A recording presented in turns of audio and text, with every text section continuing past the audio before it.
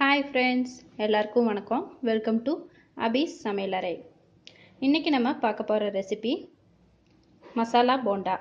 இதுக்கு தேவையான பொருட்கள் என்னென்னன்னு பார்க்கலாம். அதுக்கு முன்னாடி எல்லாரும் மறக்காம இந்த சேனல் சப்ஸ்கிரைப் பண்ணிக்கங்க. பக்கத்துலயே இருக்க பெல் ஐகான் பிரஸ் பண்ணிக்கோங்க. இப்போ மசாலா போண்டாக்கு தேவையான பொருட்கள் என்னென்னன்னு நம்ம பார்க்கலாம்.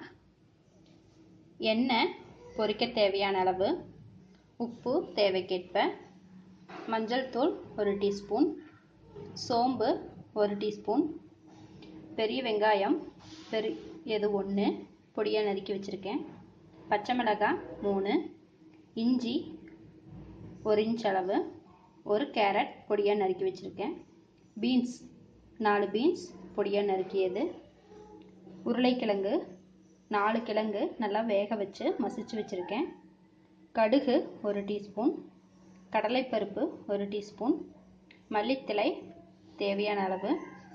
இதில் பஜ்ஜி மாவு தண்ணி விட்டு கலந்து நல்லா பஜ்ஜி பதத்துக்கு கலந்து வச்சுருக்கேன். இவ்வளோதான் இதுக்கு தேவையான பொருட்கள். இப்போ நம்ம மசால் செய்யலாம். இப்போது அடுப்பில் ஒரு வாணலி சூடாயிட்ருக்கு. இதில் எண்ணெய் விட்டுக்கோங்க. மசாலாவுக்கு தேவையான அளவு மட்டும் எண்ணெய் விட்டுக்கலாம். இப்போது எண்ணெய் காஞ்சிட்ருக்கு. எண்ணெய் காஞ்சிருச்சு. இதில் கடுகு 1 டீஸ்பூன்,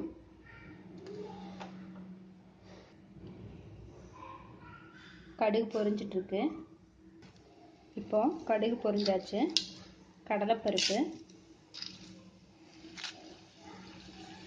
கடலைப்பருப்பு செவந்ததும் நம்ம சோம்பு 1 டீஸ்பூன் சேர்த்துக்கலாம்.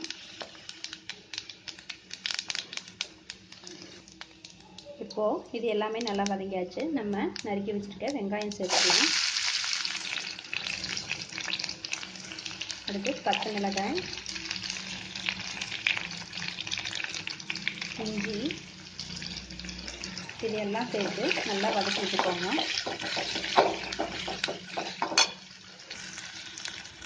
இப்போது வெங்காயம் அரைப்பாகம் வெந்தாச்சு. இதில் நம்ம நறுக்கி வச்சுருக்க பீன்ஸ், கேரட் இது எல்லாத்தையுமே சேர்த்து நல்லா வதக்கிக்கோங்க. லாஸ்ட்டில் நம்ம உருளைக்கிழங்கு சேர்த்தா போதும், ஏன்னா அது நல்லா வெந்திருக்கு. அதனால் இந்த லாஸ்ட் சேர்த்தா போதும். இப்போது இதிலையே இதுக்கு தேவையான அளவு உப்பு சேர்த்துக்கலாம். இதை நல்லா வதக்கி விட்டுக்கோங்க.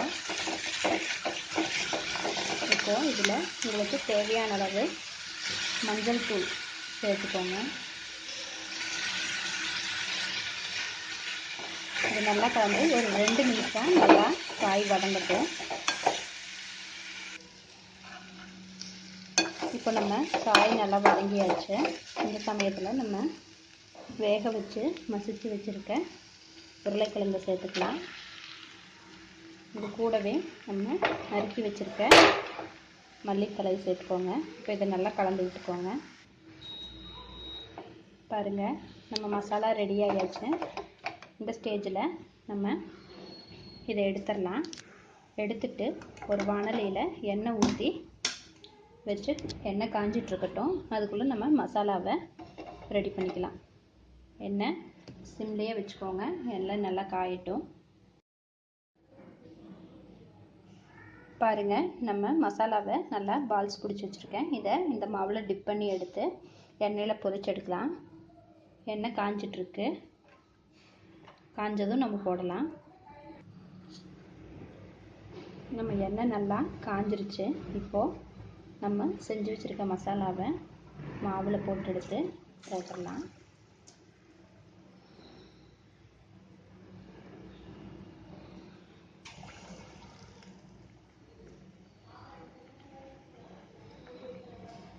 எண்ணெய் நல்லா காஞ்சிருக்கணும், இல்லைன்னா போய் கீழே நின்றுக்கும். பாருங்கள், நம்ம போண்டா எல்லாமே போட்டாச்சு. இது நல்லா பொன்னிறமாக ஃப்ரையாக இருக்குது. இந்த ஸ்டேஜில் நம்ம எடுத்துடலாம்.